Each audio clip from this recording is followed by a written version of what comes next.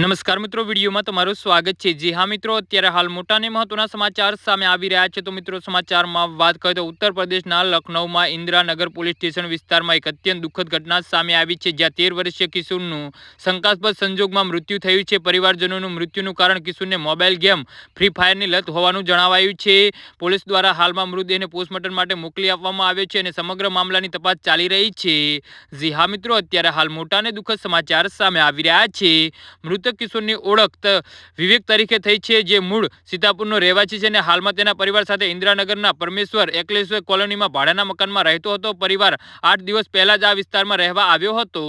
જી હા મિત્રો, મૃતકની બેન અંજુએ આપેલી માહિતી મુજબ બુધવારના રોજ વિવેક ઘરે એકલો હતો અને સતત પોતાના ફોન પર ગેમ રમી રહ્યો હતો। અંજુ થોડા સમય માટે રૂમમાંથી બહાર નીકળી અને જ્યારે તે પાછી આવી ત્યારે વિવેક બેભાન અવસ્થામાં હતો અને તેનો ફોન ચાલુ હતો, જેમાં ફ્રી ફાયર ગેમ ચાલી રહી હતી। શરૂઆતમાં બહેનને લાગ્યું કે તે ગેમ રમતા રમતા સૂઈ ગયો છે, પરંતુ લાંબા સમય સુધી કોઈ હલચલ ન થતા તેને શંકા ગઈ હતી અને પરિવારને જાણ કરી હતી।